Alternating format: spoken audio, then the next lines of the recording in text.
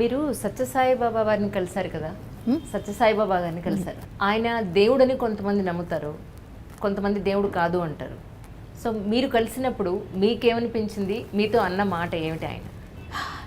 సత్యసాయి బాబా వారితోటి నా ఇంటరాక్షన్సే మాట్లాడాలంటే చాలా ఎపిసోడ్లు అయిపోతాయి. అవునండి. కాకపోతే నేను వారిని చాలా చిన్నతనంలో చూశాను ఒకసారి. మళ్ళీ నేను 10వ తరగతి చదువుతున్నప్పుడు రెండోసారి చూశాను. అప్పుడు ఆటోగ్రాఫ్ అడిగాను. విత్ లవ్ బాబా అని రాసిచ్చి వీటి మీద ఒకటి చర్చారు ఇలాగా. తర్వాత సంగతి ఏమైందంటే 82లో నేను బాధపడుతున్నాను కదా టీటీడీలో.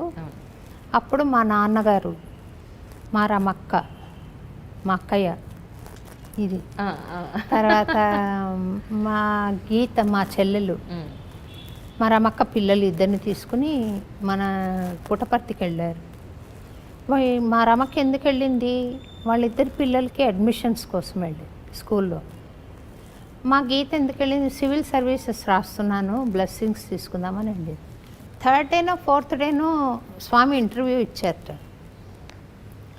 వీళ్ళు వెళ్ళింది ఎంత వదిలేసి స్వామి, రాజు నీకు ఒక కూతురు ఉంది, టీటీడీలో పనిచేస్తుంది, అమ్మాయి చాలా బాధపడుతుంది, ఇక్కడికి రమ్మను, నేను ఇక్కడ మంచి ప్లేస్ ఇస్తాను, తను మ్యూజిక్ కాలేజ్ ఉంది.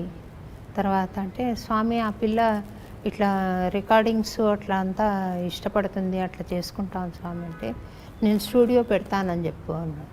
వీళ్ళు తిరిగేసి వచ్చి నాకు చెప్పారు ఈ విషయం. ఎవరు, మా నాన్న చెప్పారు. సత్యసాయి నిన్ను రమ్మంటున్నారమ్మా, ఒకసారి వెళ్ళి మీట్ అవుదాము అంటే, గ్యాస్కి వస్తున్నారు మా నాన్న అనుకున్నాను. మళ్ళీ ఏమైంది, మా చెల్లెలు ఇట్లా చెప్పారు, అసలు ఫస్ట్ నీ గురించి అడిగారు స్వామి అంటే, దీనికి కూడా చెప్పాడా నాన్న అనుకున్నాను. మళ్ళీ మా అక్క ఇంటికి వెళ్తే మా అక్క అదే చెప్పింది.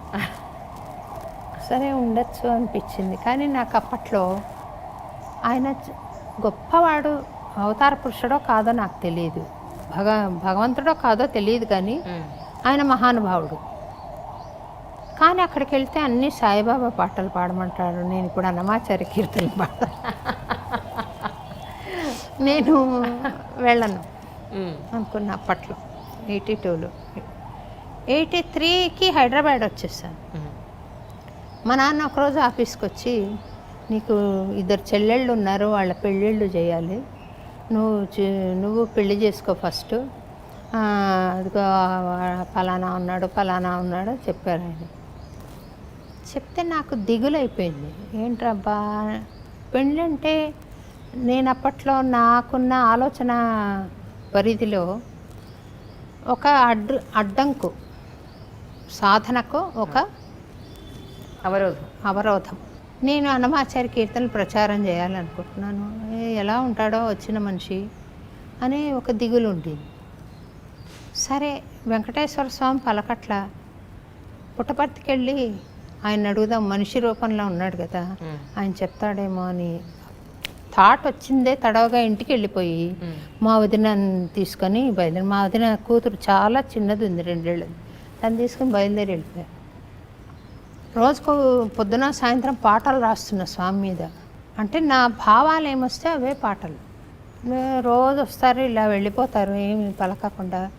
నన్ను పలుకరించితే ముత్యాలు రాలున, దర్శన మొసగితే నా దిష్టి సోకున, అలవోకగా నీవు అడుగులిడిపోతావు, అవతారమూర్తివే ఆంతర్యం ఎరుగవా, ఇలాగా నా పిలుపు వినిపించనా సాయి, మరి కాస్త శృతి పెంచనా, ఇలాగ రకరకాలుగా.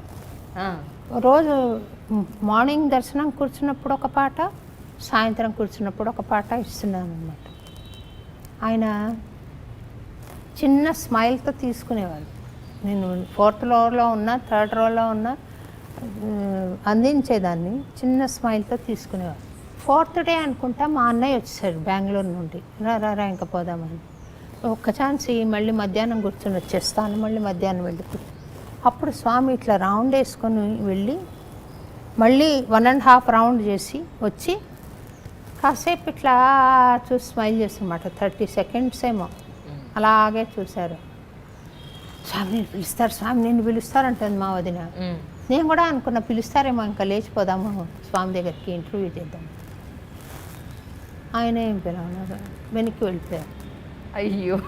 నేను చేసిన మంచి పని ఏంటంటే నేను ఆయనను కోప్పడలే, వాళ్ళని పిలిచావు నన్ను పిలిచలేదని తిట్టలే. నాకు అప్పట్లో కలిగిన భావం ఏంటంటే నాకు ప్రాప్తం లేదు, నాకు ఇంకా ఆ స్థితి రాలేదు, స్వామి నన్ను పిలిచే మాట్లాడే స్థితి రాలేదు అని అనుకుని తిరిగి వచ్చాను. తిరిగి వచ్చిన నెక్స్ట్ గురువారం ఉంది చూడండి, ఆ గురువారము నేను మా చెల్లెలు ఇద్దరు ఒక రూమ్లో పడుకుంటాం హైదరాబాద్లో. మా చిన్న చెల్లెలు ఒక చాలా ఇంటెన్స్ స్మెల్ ఆఫ్ విభూది వచ్చింది సడన్గా కలలో, నిజంగా జరిగినట్టుగా ఉంది. అది విభూది వస్తుంది, మాటలు వినపడుతున్నాయి. ఇగో నేను ఇక్కడ నిలబడ్డాను, నేను కనపడితే నువ్వు భయపడతావు, అందుకని నేను కనపడట్లేదు, ఉన్నాను ఇక్కడ అంటున్నాడు. ఆ తర్వాత నువ్వు ఫలానా ఆయనను చూపెడుతున్నాడు ఇలా వేలుతో, ఫలానా సంవత్సరం ఫలానా నెల ఫలానా తారీఖు పెళ్లి చేసుకోవాలి అని చెప్తున్నారు. చేసుకుంటావు అన్నట్టు చెప్తున్నారు. ఆయన ఎవరో నాకు కనపడట్లే. నేను అది 2:30 ఉంటుంది. లేచి మా చెల్లెలకి చెప్పాను ఇట్లా వచ్చింది కళ అంటే, అయితే నీ పెళ్ళి అయిపోతుందేమో అని. సరే మళ్ళీ ఏమైంది, ఇంకా అది మర్చిపోయాం. మళ్ళీ మా అంకల్ ఉన్నారు మెడ్రాస్లో, ఎవరు ఇంద్రసేన్ గారు అని ఉన్నారు, చాలా ల్యాండ్స్కేప్ ఆర్కిటెక్ట్, మంచి పేరున్న ఆయన, ఇప్పుడు లేరు. ఆయన ఏం చేశారు, మా ఉషాకి వచ్చింది విజిట్కి, ఇండియా విజిట్కి, అక్కయ్య అక్కడ ఉంది, ఈయన వెళ్ళారట, వీళ్ళ అన్నయ్య వెళ్ళారట క్షత్రియ రాజూస్ అసోసియేషన్ మీటింగ్కి, వీళ్ళ అన్నయ్య వెళ్ళారట, మా హస్బెండ్ వాళ్ళ అన్నయ్య. మా తమ్ముడికి పెళ్లి కోసం చూస్తున్నామండి అని అంటే, అబ్బాయిని తీసుకొని రా చూసి చెప్తాను అన్నట్ట. మరి నేను తీసుకుని వచ్చారు. తీసుకుని వస్తే ఈ చాలా అప్పట్లో చాలా బాగుండేవాడు అంట ఆయన. అయ్యో మీకేం తక్కువ. చూసి ఈయన శోభకైతే సూట్ అవుతాడు, సరిగ్గా మిలిటరీ ఆఫీసర్ లాగా ఉండేవాడు, సూట్ అవుతాడు అని చెప్తే ఆయన మా అక్కకి చెప్పంట, నువ్వు పిలుచు అని. పిలుస్తావా, తను వస్తుందా లేదా, ఫోన్ బ్రేక్ చేయనా, ఆయన ఒక వింత మనిషి. అంటే అది నాకు అప్పుడు ఇంట్లో ఫోన్ కూడా లేదు. మా ఫ్యామిలీ ఫ్రెండ్స్కి ఫోన్ చేస్తే వాళ్ళు వచ్చి నాకు చెప్తే నేను వెళ్ళి వాళ్ళ ఇంట్లో మళ్ళీ ఫోన్ మాట్లాడితే ఏమేనంటే, నువ్వు రా ఎట్లన్నా, ఈయనతో కష్టం నాకు, లేకపోతే నచ్చితే చేసుకో లేకపోతే వదిలేద్దు కానీ నువ్వు రా అని చెప్పి పిలిచి ఫ్లైట్ టికెట్ పంపించారు. నేను వెళ్ళాను. వెళ్తే ఆయన ఉన్నారు. సరే అప్పుడు సాయిబాబా పాట పాడాను నేను, నా పిలుపు వినిపించిన, ఇందాక చెప్పాను ఆ పాట. ఆయన ఒక పాట పాడారు, బాగానే సుమారుగా పాడాడు. వెళ్ళైపోయి నేను తర్వాత వెళ్ళాను. మా అమ్మ వాళ్ళు చూడడానికి వెళ్ళాను.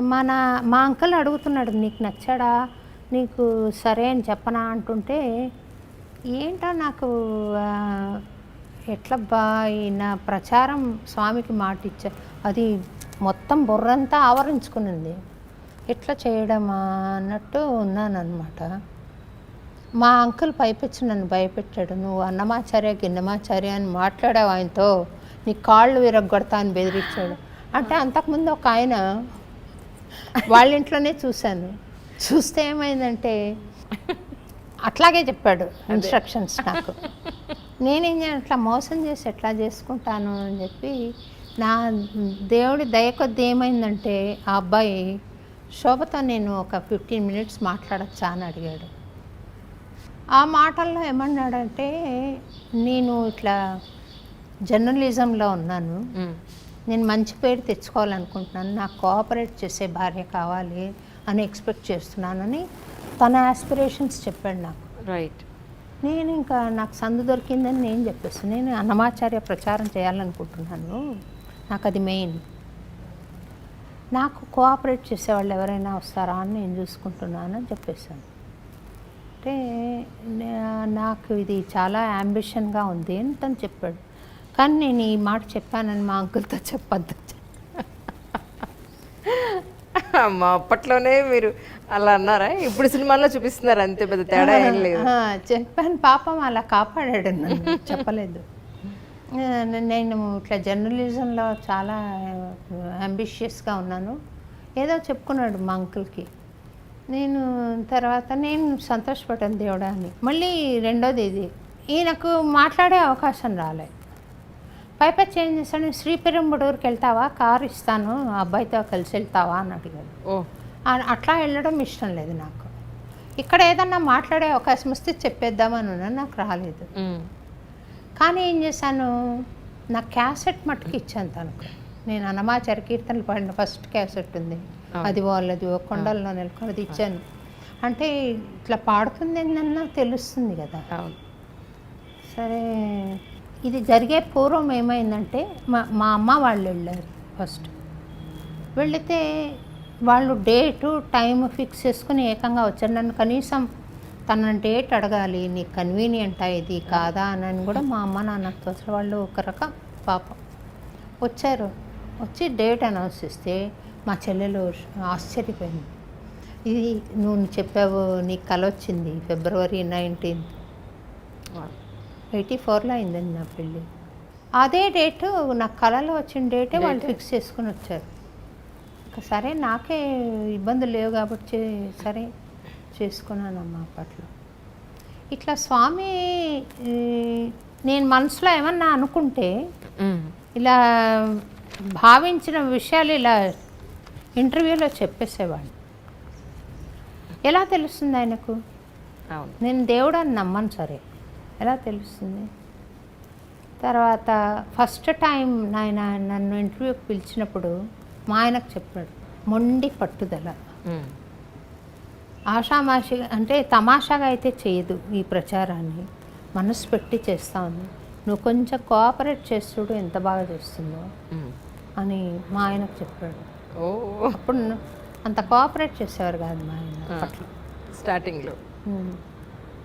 సో ఇలాగా ఆయన నేను మనసులో అనుకున్న విషయాలన్నీ యథాతథంగా చెప్పగలిగేవారు. అది దైవిక లక్షణం కదా. ఎదుటి మనిషి మనసులో ఉన్న మాట ఎలా చెప్పగలుగుతాం? అలా చెప్పగలిగేవారు. జరిగినవి చెప్పేవారు, జరగబోయేవి కూడా హింట్గా చెప్పేవారు. నేను సీరియల్ తీయాలనుకుంటున్నాను స్వామి అని అంటే నేను 10 ఎపిసోడ్లకి నా దగ్గర వనరులు లేవు స్వామి, 10 వద్దులే 6 తీయను. ఏంటి 6 ఎందుకన్నారబ్బా అనుకొని నేను వెళ్ళిపోయాను.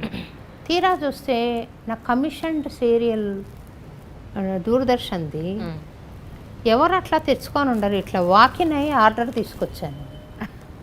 6 ఎపిసోడ్లకే ఇచ్చారు. మళ్ళీ ఆయన చెప్పినట్టే. అలాగా ఒకటి కాదమ్మా, నేను 100 కొద్దీ చెప్పగలను స్వామి కోట్ చేసినవి. మీకు టైం ఉండాలి. నిజం.